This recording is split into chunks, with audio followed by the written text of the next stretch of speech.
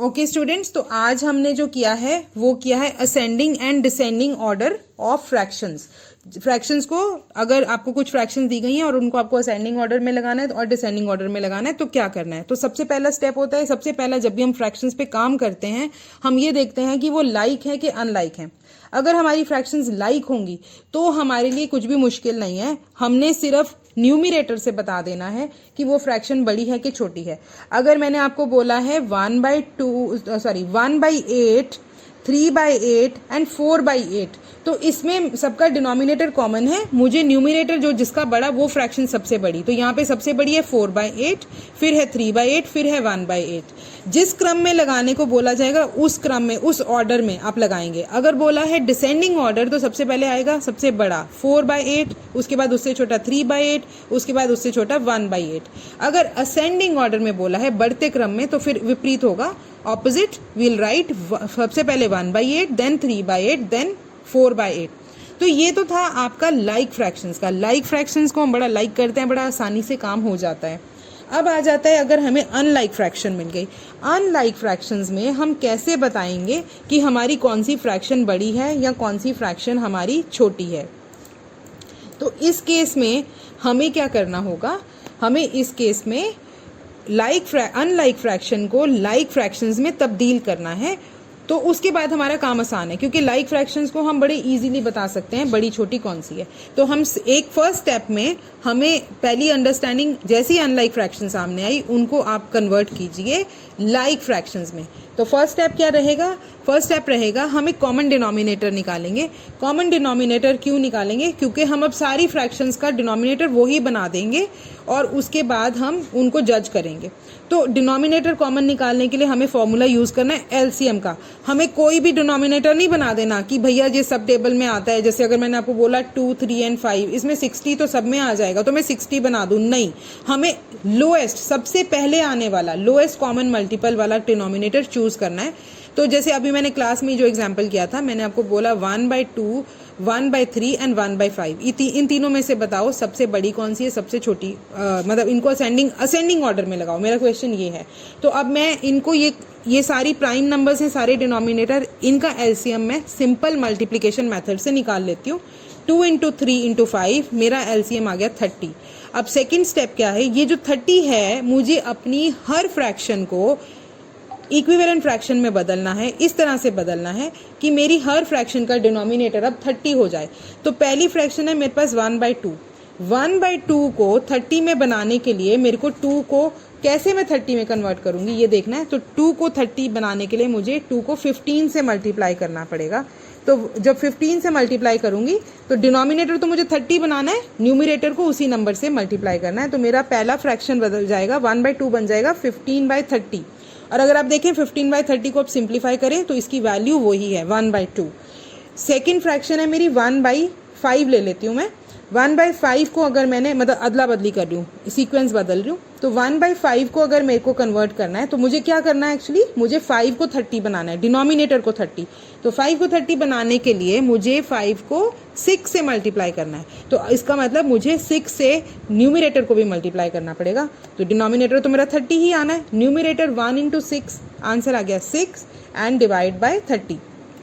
Second fraction मेरी 1/5 convert हो चुकी है, इक्विवेलेंट फ्रैक्शन बन के 6/30। एंड अब थर्ड फ्रैक्शन पे आ जाती हूँ, वो फ्रैक्शन है मेरी 1/3। तो 1/3 में से 3 को 30 बनाना है मेरे को, तो 3 × 10 होगा। तो अब मैंने न्यूमिरेटर को भी 10 से मल्टीप्लाई करना है, न्यूमिरेटर 1 है, 10/30, ये हो गया मेरा 10/30। अब मेरे पास तीनों फ्रैक्शंस आ गई। मैंने जो करना था क्यों किया, क्योंकि मैंने अपनी तीनों फ्रैक्शंस को इस फॉर्म में शो करना था कि वो डिनोमिनेटर 30 दिखे। मैंने इक्विवेलेंट फ्रैक्शंस का फॉर्मूला यूज किया यहाँ पे इनको बनाने के लिए। और अगर मैं देखूँ मेरी हर फ्रैक्शन की वैल्यू नहीं बदली है, 1/2 बदल गई है 15 × 30, उसको सिंप्लीफाई करूँ तो वो 1/2 ही है। 1/5 मेरी बदल गई है 6 × 30 में, और 1/3 मेरी बदल गई है 10/30 में। सबका डिनोमिनेटर कॉमन आ गया है, सारी लाइक फ्रैक्शंस बन गई हैं। इस बेस पे अब मैं ये बता सकती हूँ कि सबसे बड़ा न्यूमिरेटर किसका है, 1/2 वाली का, 15/30। इसलिए मेरे को लगाना है असेंडिंग ऑर्डर में, तो मुझे सबसे छोटी लगानी है। तो यहाँ पे नेक्स्ट देख लेती हूँ 1/5, इसका न्यूमिरेटर बना है 6/30। अब अगली 1/3 का है 10/30, तो सबसे छोटा न्यूमरेटर है 6, वो किसका है 1/5 का। तो सबसे पहली फ्रैक्शन लगेगी ऑर्डर में 1/5, उसके बाद लगेगी 1/3 क्योंकि उसका न्यूमरेटर 10 बन गया था, और लास्ट है 1/2। तो सबसे छोटी फ्रैक्शन असेंडिंग ऑर्डर में लिखने के लिए 1/5, देन 1/3, देन 1/2। एक और एग्जाम्पल कर लेते हैं जहाँ पे फ्रैक्शंस के डिनोमिनेटर में एलसीएम निकालना पड़ रहा है। तो मेरे पास 3 फ्रैक्शंस हैं, 1/4, 1/2 एंड 2/5। अब इस केस में भी मुझे क्या करना है, पहला देखा सारी अनलाइक हैं, तो अब मुझे इनको क्या करना है, लाइक बनाना है। अब मेरे को बताना है डिसेंडिंग ऑर्डर। क्वेश्चन है arrange these fractions in descending order. तो सबसे पहले मुझे एलसीएम निकाल लेना है। अब यहाँ पे मेरे को देखना है, एक में है 2 डिनोमिनेटर, एक में है 4, एक में है 5। तो यहाँ पे मेरा एलसीएम जो है वो मेरे को कैलकुलेट करके देखना पड़ेगा। तो यहाँ मेरा डिनोमिनेटर आएगा जो एलसीएम मेथड से 20 मेरा कॉमन डिनोमिनेटर आ गया है एलसीएम वाला। इस 20 का क्या करना है, इस 20 का ये करना है कि इस 20 मेरी हर फ्रैक्शन का डिनोमिनेटर 20 बन जाए। उसके लिए सेकेंड स्टेप, मुझे इक्विवेलेंट फ्रैक्शंस बनानी है अपनी हर फ्रैक्शन की। पहली फ्रैक्शन है 1/4। 1/4 में 4 को 20 बनाने के लिए मुझे किससे मल्टीप्लाई करना है, तो 4 को 5 से मल्टीप्लाई करूंगी तो 20 बन जाएगा। तो इसी 5 से मैं न्यूमरेटर को मल्टीप्लाई करूंगी, तो मेरा 1/4 जो है वो मेरी 1/4 बन जाएगी 5/20, क्योंकि डिनोमिनेटर तो 20 बनना है और ऊपर 1 पड़ा है, 1 को 5 से मल्टीप्लाई किया, आंसर आ गया 5/20। अब 1/2 को कर लेती हूँ। 1/2 को मेरे को अगर 20 डिनोमिनेटर बनाना है तो 2 को 20 बनाने के लिए 10 से मल्टीप्लाई किया 2 को, तो सेम 10 से मैं न्यूमरेटर को मल्टीप्लाई करूंगी। ये फ्रैक्शन मेरी बदल जाएगी इंटू 10/20। थर्ड फ्रैक्शन है 2/5। 5 को मैं किस चीज़ से मल्टीप्लाई करूं कि मेरा एलसीएम वाला डिनोमिनेटर बन जाए जो कि 20 है। तो 5 × 4 = 20। तो इसका मतलब न्यूमरेटर को भी मैंने 4 से मल्टीप्लाई करना है। यहाँ न्यूमरेटर है मेरे पास 2, तो 2 × 4 = 8। तो मेरा आंसर आ गया 8/20। आप हर फ्रैक्शन को सिंप्लीफाई करके देख लेंगे तो वो वही बन जाएगी। जैसे 2/5 को मैंने बदला है 8/20, अगर मैं इसको रिड्यूस करूंगी 4 से सिंप्लीफाई करूंगी वापस 2/5 बन जाएगी। हर फ्रैक्शन सही से बनी है। अब तीनों फ्रैक्शंस मिल गई। जो मेरा काम था कि इनको क्या करना था, लाइक फ्रैक्शन बनाना था, इसीलिए मैंने ये स्टेप्स किए, एलसीएम निकाला, इक्विवेलेंट फ्रैक्शंस बनाई। तो अब मैं जज कर सकती हूँ कि सबसे बड़ी कौन सी है।